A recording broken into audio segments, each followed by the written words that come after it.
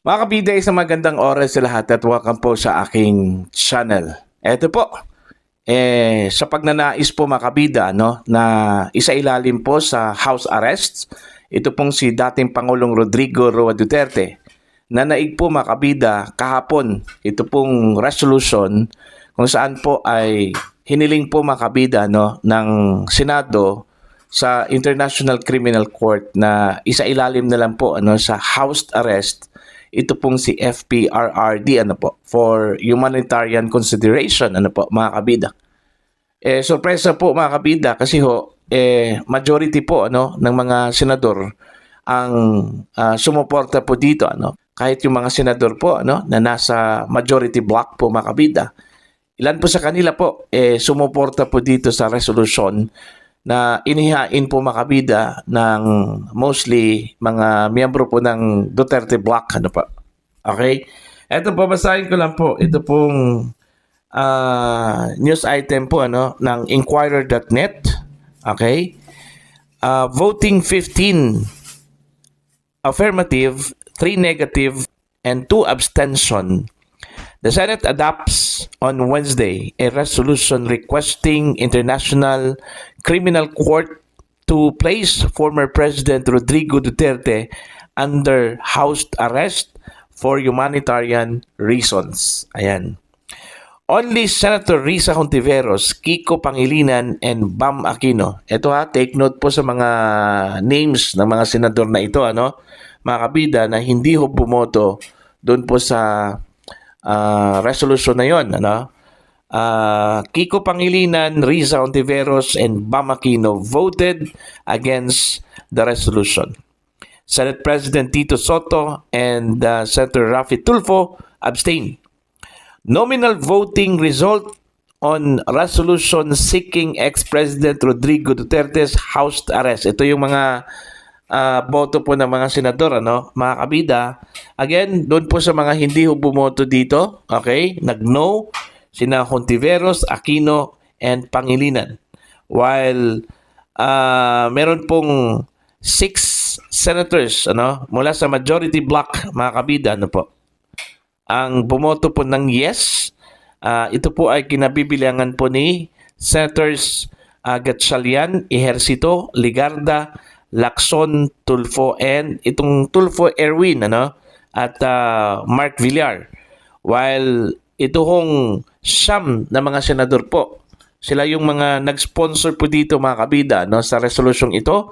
Kinabibilangan po ni Zubiri, Marcoleta, Amy Marcos, Alan Peter Cayetano, Robin Padilla, De La Rosa, Villanueva, Estrada, and Senator Bongo.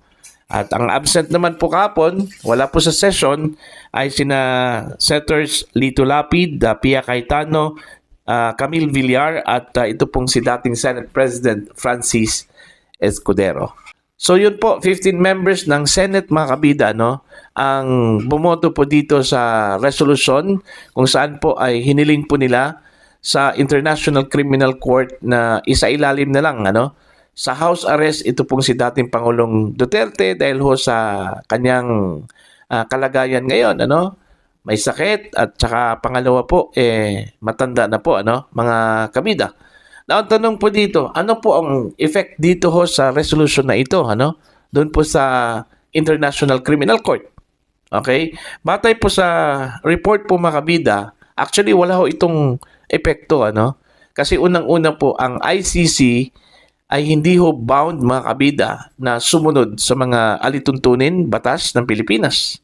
Kasi ang ICC mga kabida ay hindi po ito under ng Philippine laws Ang ginawa lang po ng Senado dito is they are just urging the ICC na kung maaari po since meron pong advocacy po ito pong ICC ng international humanitarian considerations po mga kabida lalong-lalo na po doon sa kanila mga detainees malinaw naman po mga kabida ito kalagayan po ni dating Pangulong Rodrigo Roa Duterte na hindi na po fit lalong-lalo na po sa trial po mga kabida, okay, as what was proven doon po sa ipresenta po mga kabida ng mga medical records, findings ng abogado po ni dating Pangulong Rodrigo Duterte doon po sa korte. Okay? It's high time siguro na pagbigyan po ito pong interim release na hiningi po ng kampo po ni dating Pangulong Rodrigo Rua Duterte mga kabida. Pero yung interim release po, in a form of house arrest, mga kabida, meaning ilalagay lang po siya doon sa isang bahay. May mga gwardiya po mga kabida, of course coming from the ICC, o di kaya kung saang bansa man po siya mapupunta po mga kabida, of course in coordination with the law enforcement agency po ng naturang bansa na yon. Okay, at may mga restrictions po, same kung saan nandun po siya sa detention cell po mga kabida. Po ang importante lang po doon, at least, pwede po niyang makasama yung kanyang pamilya, mga kabida. Ganun lang po yun. Okay? Unlike dyan po sa detention cell, wala po siyang kasama dyan, Kung meron man po, on and off, labas-pasok po. Just like yung mga attending nurse po niya, doctors, Okay? Unlike kung andun po siya sa isang bahay po, sa ilalim po sa house arrest, at least 24/7 makakasama po niya yung kanyang mga mahal sa buhay. At malaking bagay po yun mga kabida, sa improvement po ng kanyang health. Kung makakasama po niya yung kanyang mga mahal sa buhay, may mag-aalaga po sa kanya, mga kabida. Pero house arrest po yun, Hindi po siya pwedeng makalabas po ng bahay, mga kabida. Okay? So yun yung purpose po, dun po sa resolution na yon. Hindi po ibig sabihin po mga kabida na pipilitin po nila ito pong International Criminal Court. Okay? Ito ay isang apela lang po ito. Okay? Whether kung tutugon ho dito ang ICC o hindi, depende na po yan. Prerogative na po yan, mga kabida ng International Criminal Court. Doon po sa mga bumatikos po, dito ho sa house arrest or interim release, unang-una po, karapatan po yan ng dating Pangulo. Kahit sinong akusado po mga kabida, dyan po sa International Criminal Court, they have the right to apply for an interim release. Okay? Malinaw po yan, sa Rome Statute po mga kabida, at hindi po yan ipinagbabawal.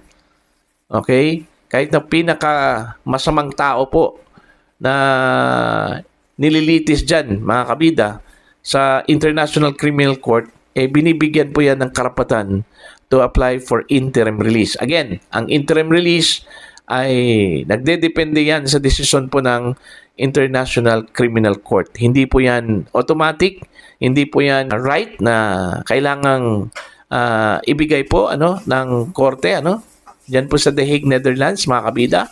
Magdedepende po yan sa magiging assessment po, kasi may mga alituntunin na dapat pong sundin dyan. Unang-una, hindi po dapat flight risk ang isang detainee.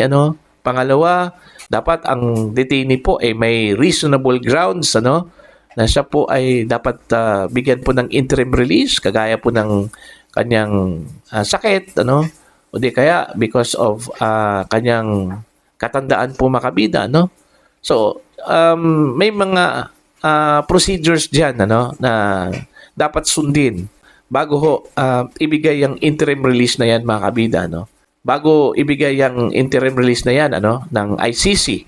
Actually kabilang po sa i-consider po ng ICC mga kabida, para pagbibigyan yung aplikante po, ito pong consultation po mga kabida, doon po sa mga pamilya po ng biktima, ng war on drugs ng dating Pangulo, at of course, maging doon ho sa prosecution. Okay?